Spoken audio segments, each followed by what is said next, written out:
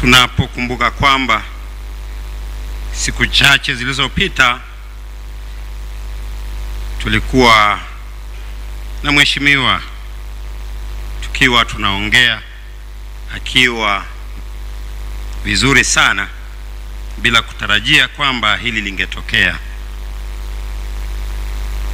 Lakini basi kazi ya Mungu haina makosa.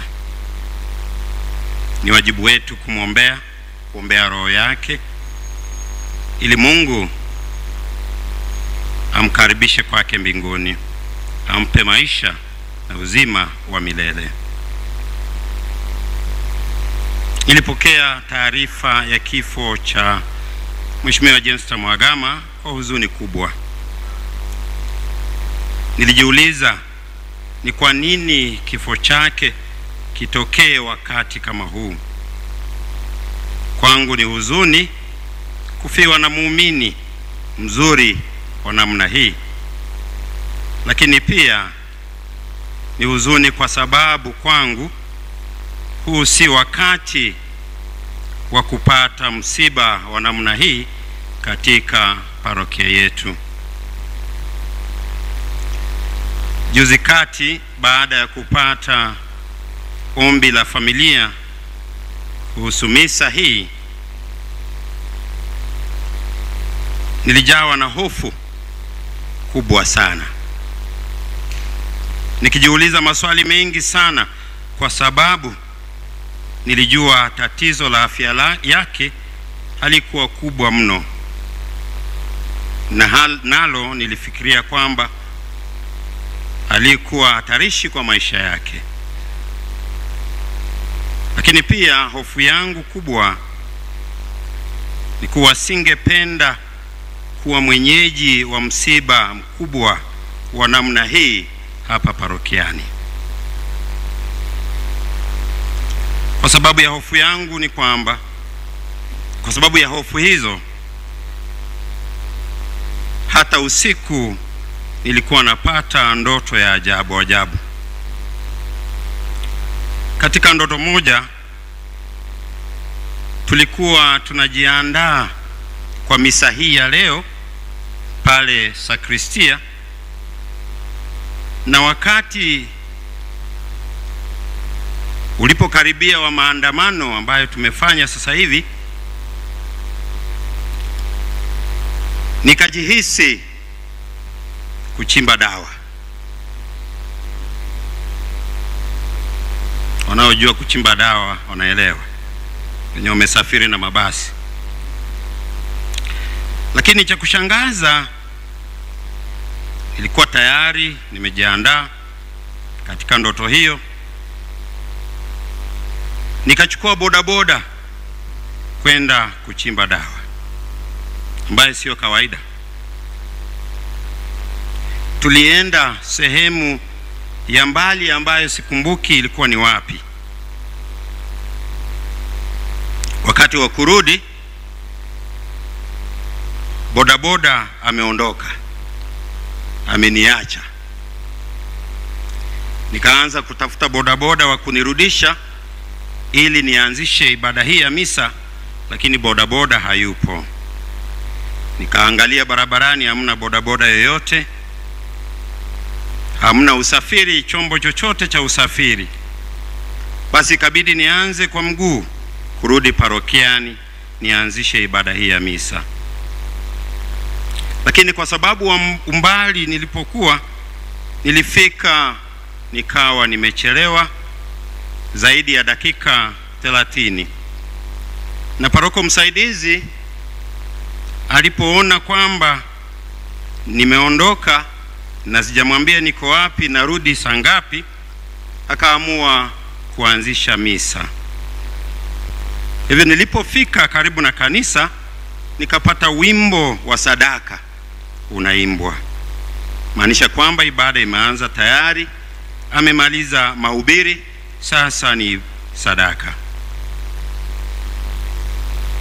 Cha kushangaza, niliposikia wimbo wa sadaka nilipata furaha moyoni mwangu.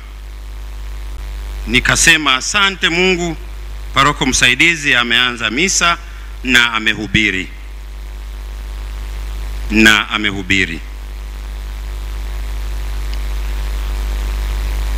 Nikaingia, nikajiunga nao kuendelea na misa, lakini furaha yangu ni kwamba amehubiri. Amehubiri, na furaha yangu ilitokana na nini? Labda kwa sababu nilikuwa na hofu ya kuhubiri kwa msiba wa namna hii siku hizi.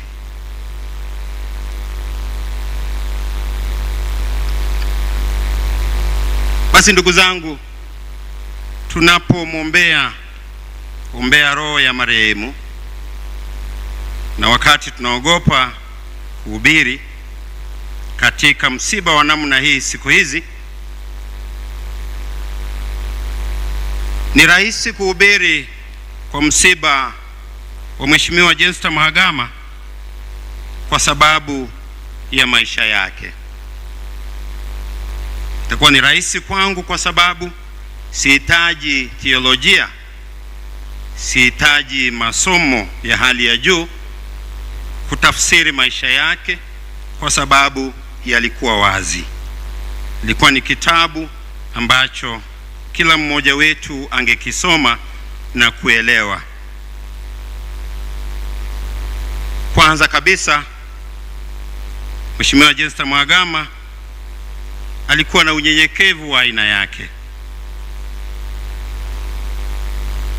Katika unyenyekevu wake, nilipoanza utume wangu hapa parokiani, nilichukua mwaka mmoja kabla sijamfahamu Jenista Mhagama. Kila siku kulikuwa na sala, nia ya misa. Tunaiombea familia yake, tunaombea nchi, tunaombea marehemu wa familia yake, lakini nilikuwa sijui huyu Jenista Mhagama ni nani. Siku moja nikawauliza wenzangu, hii nia ya misa tunasoma kila siku kuanzia Januari mpaka Disemba, huyu Mheshimiwa Jenista Mhagama ni nani? Wakaniambia, ukitaka kumfahamu Jenista Mhagama, ukifika kanisani mimbari pale, angalia mkono wako wa kushoto. Utakapoona mama amevaa suka la Kimasai, utajua ni Jenista Mhagama. Na Dominika, kwa misa ya kwanza, angalia mkono wako wa kulia karibu na nguzo. Ukiona mama amekaa karibu pale, utajua ni Jenista Mhagama. Na ni kweli, kila siku akija misa anakaa hapa na Dominika anakaa pale. Lakini haungejua tuna mheshimiwa kanisani. Unyenyekevu wa aina yake. Mama Jenista Mhagama alikuwa na mapenzi kwa kanisa lake. Alipenda mapadri wake, na hata tunapomwalika pale nyumbani kwa chochote kile, mama alikuwa anafika. Tunakula pamoja, tunakunywa pamoja, na naondoka kwa upole wake, kwa unyenyekevu wake. Jenista Mhagama alikuwa mpenzi wa Yesu Kristo. Tukitazama altari yetu inapambwa na kitambaa cheupe ambacho kinaashiria sadaka takatifu ya Yesu Kristo, sadaka iliyokubalika mbele ya Mungu, sadaka ya mwana kondoo ambaye alituokoa na dhambi kwa kifo chake msalabani. Vitambaa hivyo sisi huwa hatununui. Anayevitengeneza ni Jenista Mhagama.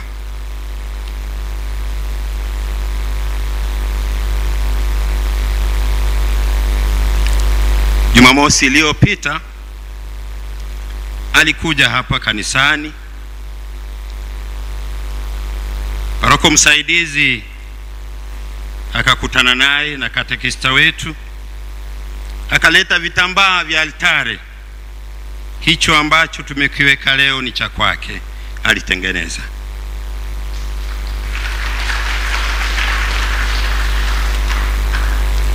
akawa anaendelea kutengeneza vingine, akaahidi atawasilisha hivi karibuni. Alimpenda Yesu. Kila anapokuja kanisani baada ya misa, anaenda kuabudu Yesu wa Ekaristi katika kanisa la kuabudu. Hautajua ni mheshimiwa.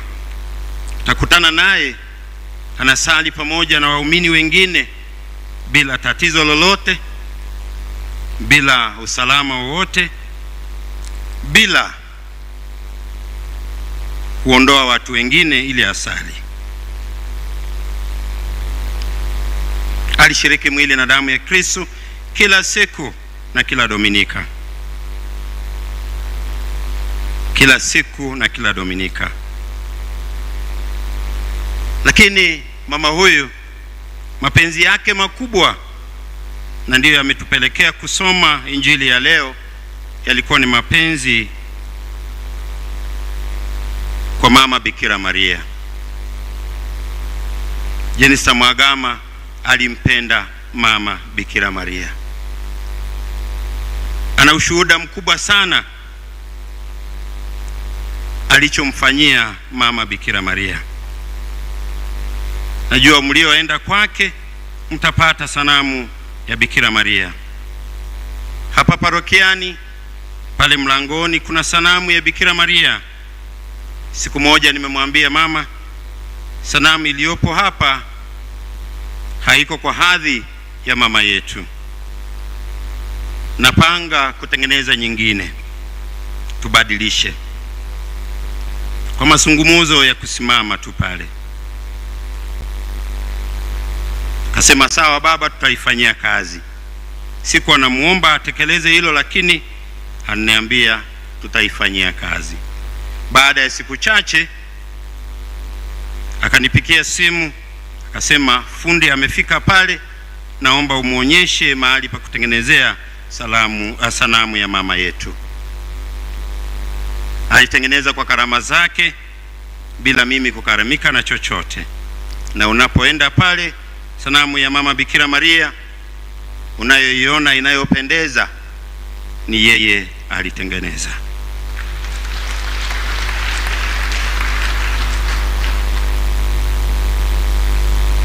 Mheshimiwa Jenista Mhagama alimpenda kweli mama kwa sababu mama amemtendea makubwa. Hiyo ndio usemi wake, mama amenitendea makubwa. Mama huyo alikuwa mama wa sala kwa mama yetu, sala ya Rozari. Sala ya Rozari Jenista hakuiacha. Kila wakati anasali Rozari. Na kwa maombezi ya mama Bikira Maria alikuwa anashuhudia kwamba ameona makuu ya Mungu. Aliyofanya yote alijua ni kwa sababu mama Maria ambaye tunamsikia leo katika injili anawaombea hawa walipotindikiwa divai. Mheshimiwa Jenista Mhagama alijua kwamba alichokifanya kwa harusi ya Kana, anapokimbia kwake mama Bikira Maria anatenda vivyo hivyo. Kwa hivyo maisha yake, mafanikio yake yote ni mama Bikira Maria aliyekuwa anamuombea. Pia anaamini kwa Mtakatifu Filomena ambaye ni muombezi wake na msimamizi wa familia yake. Ukienda pale nyumbani utapata sanamu ya Mtakatifu Filomena ambayo ameiweka kwa ajili ya maombezi ya familia yake. Anampenda mama. Na kama anampenda mama ambaye sisi tunaamini mama Bikira Maria alipalizwa mbinguni, yuko mbinguni tayari, mbona huyu waliopendana mbona wasiwe pamoja sasa hivi? Matendo ya huruma. Mheshimiwa Jenista Mhagama alifanya matendo ya huruma hapa parokiani kila wakati.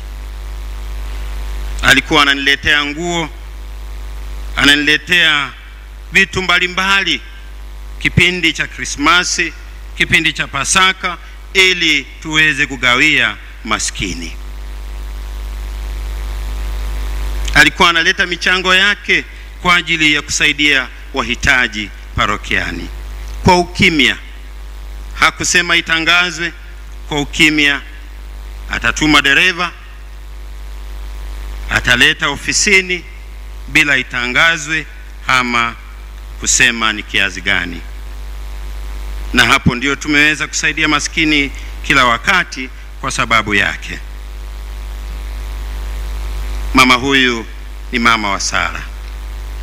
Anasali sala ya novena ya Mama Bikira Maria wa Pombe. Alisali sana, na alikuwa ananiambia kwamba baba, nikisali sala hii, nikiimaliza novena, huwa Mungu ananitendea makubwa. Na siku hizi alikuwa anasali sala hiyo baada ya kupata changamoto ya afya ya mguu wake, kwa sababu alikuwa hawezi kufika kila wakati kwa misa. Sala kubwa Rozari, sala kubwa ya Bikira Maria wa Pombe. Alisali sana, na ndiyo maana sitashangaa baada ya sala hii makubwa aliyomtendea, ambayo Mungu huwa anatenda kila wakati, ni kumchukua.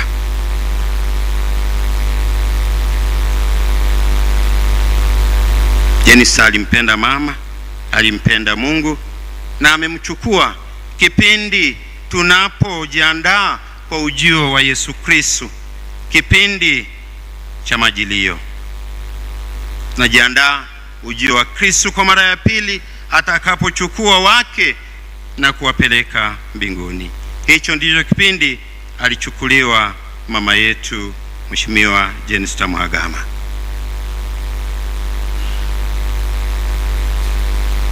Kila siku kuanzia Januari mpaka Disemba, tarehe mosi Januari, tarehe 31 Disemba, kulikuwa na nia tunaziombea hapa parokiani, ambayo yeye mwenyewe hutuletea.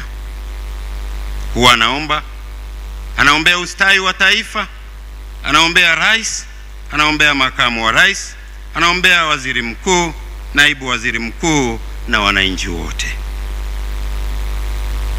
Nia yake ya pili kuanzia Januari mpaka Disemba, huwa anamshukuru Mungu kwa baraka za familia na nia maalum kwa maombezi ya Mama Bikira Maria, na mwaka huu imekuwa kwa maombezi ya Mama Bikira Maria kwa mwaka wa 2025. Lakini pia anaombea marehemu Joachim, Leonard, Epifania, Laurent, Helena na marehemu wote wa ukoo wa Ngonyani, Mhagama, Shawa na Gama. Hiyo sala tutaikumbuka na tutaimisi sana.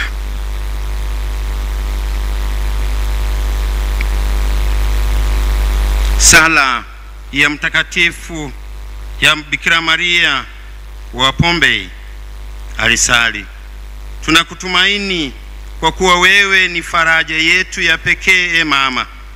Yapeleke yote kwa Yesu mwanao Bwana wetu. Kwa maombezi yako yenye nguvu, hakuna fundo hata moja linaloweza kubaki limefungwa. Kwa imani kubwa tunatamani ulinzi wako wa pekee na wa uhakika, maana hakuna aliyekimbilia msaada wako akakataliwa. Maria mfungua mafundo, utuombee kwa mwanao na Bwana wetu Yesu Kristo, sasa na hata milele. Amina.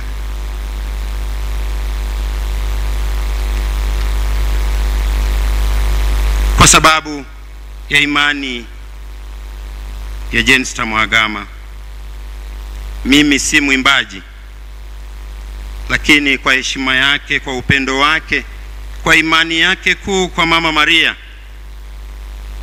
kwa imani yake kwa Yesu Kristo, kwa Mungu Baba, nitamwimbia wimbo ambao najua anausikia kule mbinguni na najua anaupenda, kwa sababu ni wimbo wa Mama Bikira Maria.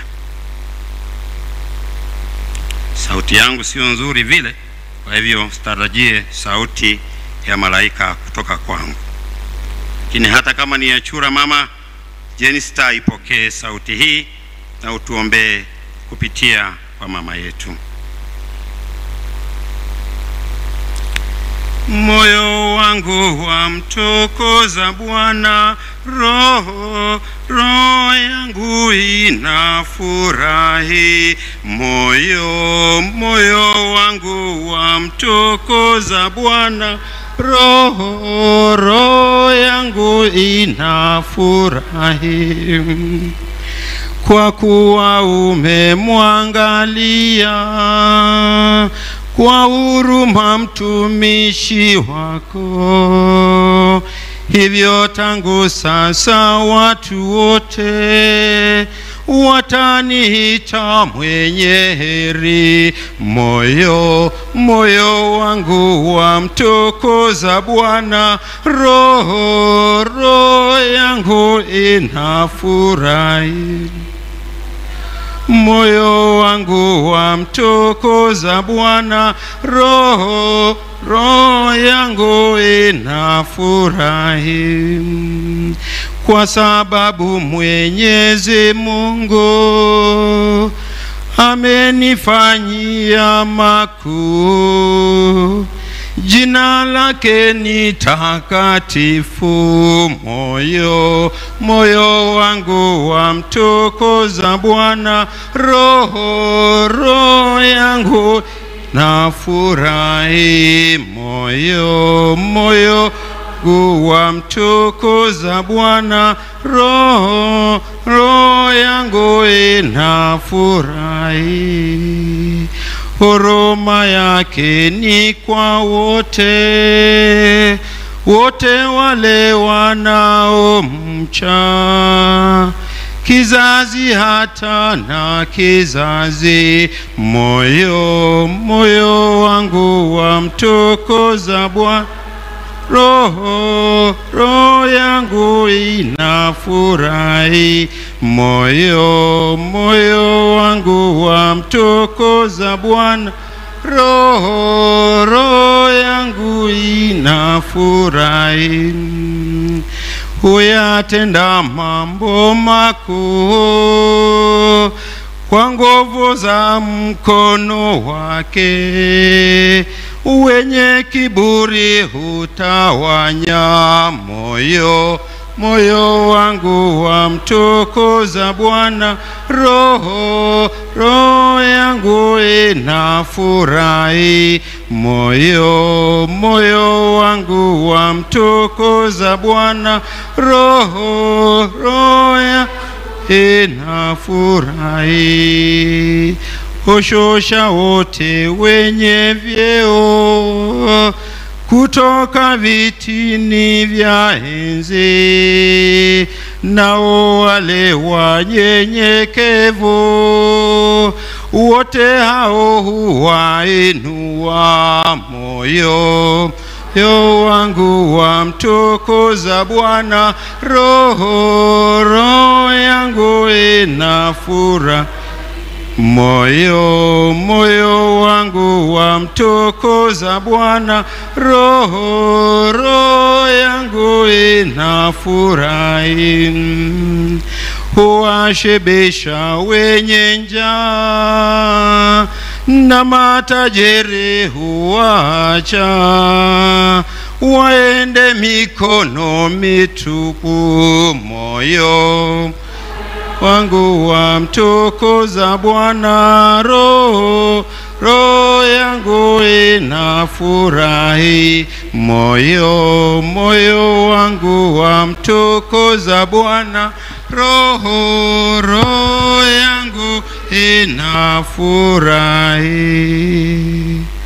Raha ya milele umpe Bwana. Apumzike kwa amani.